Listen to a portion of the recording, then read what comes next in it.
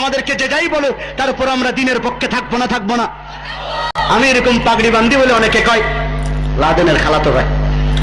আচ্ছা বলেন, লাদেনের খালাতো ভাই বলুক আর জুলাই বলুক, তাই বলে কি পাগড়ি বান্ধা বন্ধ করবো? আনোয়ার ভাই সহ আমাদের ছাত্র জীবন থেকে আমাকে যারা চিনে তারা জানে ওসামা বিন লাদেনের আত্মপ্রকাশ করার আগে থেকেই একই স্টাইলে পাগড়ি বাঁধে। একদিনও একটা ঘন্টাও কেউ আমাকে এই অবস্থার বাইরে দেখেছেন বলে আমার জানা নাই। এই একই স্টাইলে পাগড়ি বান্ধি ওসামা বিন লাদেনের আত্মপ্রকাশ করার আগের থেকে। তো আমরা তো ওসামাকে দেখে পাগড়ি বান্ধা শিখি নাই, আমরা বাংলা ভাইকে দেখে লম্বা দাড়ি রাখা শিখি নাই। এই লোকটা কি বাংলা ভাইকে দেখে লম্বা দাড়ি রাখা শিখছে? আশ্চর্য ব্যাপার, লম্বা দাড়ি দেখলেই তাকে বাংলা ভাই বলতে হবে, একটু পাগড়ি পরা দেখলেই তাকে আল কায়েদা বলতে হবে, জেহাদের আলোচনা করলেই তাকে জঙ্গিবাদ উগ্রবাদ বলে বলতে হবে। আমি নিজেও সারা বাংলাদেশ ঘোরার কারণে অনেকবার গাড়ি চেকিং হতে হয়েছে। আমার পাগড়ি একবার চেক করে, আমার কার্টুনগুলা চেক করে।